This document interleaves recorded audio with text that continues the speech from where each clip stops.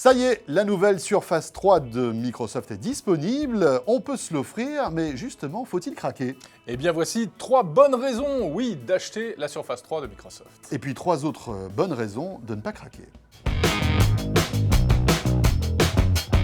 Et la première bonne raison de craquer pour la Surface 3, c'est qu'il s'agit d'une vraie tablette sous Windows, plus fine et plus légère que les précédents modèles. Elle ne pèse que 622 grammes. Écran de 10,8 pouces, résolution Full HD, écran tactile faut-il le préciser, autonomie correcte pour une tablette, 10 heures annoncée par Microsoft. Elle est fanless, pas de ventilateur, donc pas de bruit, bref, une concurrente sérieuse aux iPads ou aux tablettes Android. Deuxième bonne raison, bien que ce soit une tablette, vous pouvez quasiment en faire un vrai petit PC. Windows 10, nouvelle version de Windows, qui accepte n'importe quel logiciel compatible Windows.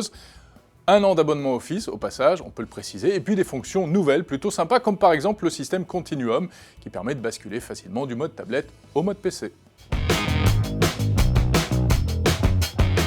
Et troisièmement, la Surface 3 est disponible avec différents accessoires plutôt sympas en option. Tout d'abord ce stylet, ce fameux stylet intelligent. On appuie sur le bouton, ça allume la tablette et ça lance OneNote. L'écriture manuscrite est très agréable, vous pouvez poser la paume de la main sur l'écran sans aucun problème. Ce fameux stylet disponible en plusieurs couleurs. Pareil pour le clavier, le fameux Type Cover, disponible lui aussi en plusieurs coloris. Il existe même une station d'accueil.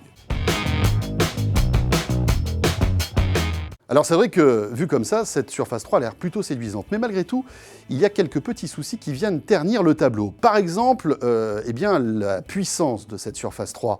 C'est un petit PC, certes, mais c'est un petit PC pas très puissant, puisqu'il est animé par un processeur Intel Atom. C'est l'un des processeurs les moins puissants de la firme Intel. Ça veut dire quoi? Eh bien, ça veut dire que ça sera très bien, par exemple, pour surfer sur le web, pour regarder des vidéos, pour travailler des petits documents sous Word, sous PowerPoint, etc. Mais dès que vous allez vouloir faire, par exemple, du Photoshop, monter des vidéos ou même jouer, eh bien là, ça va être la catastrophe. Deuxième petit couac, c'est le prix de cette tablette. 599 €, sur le papier, c'est plutôt séduisant. Mais pour 599 €, vous avez la version la moins spéquée, on va dire, la moins puissante de cette tablette Surface. À peine 2 Go de mémoire vive, 64 Go de stockage.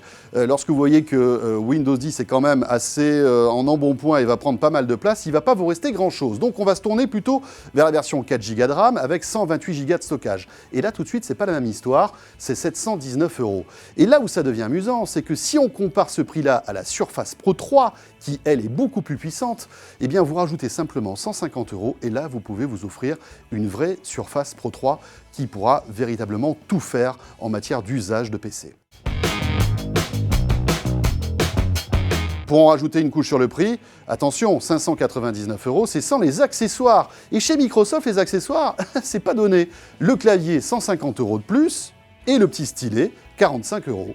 Voilà pour la Surface 3, vous savez tout. Une Surface qui est destinée, selon Microsoft, en priorité aux étudiants. Et les étudiants qui vont devoir faire leur compte. Et regardez ce que fait la concurrence, il y a de bonnes affaires aussi chez d'autres constructeurs.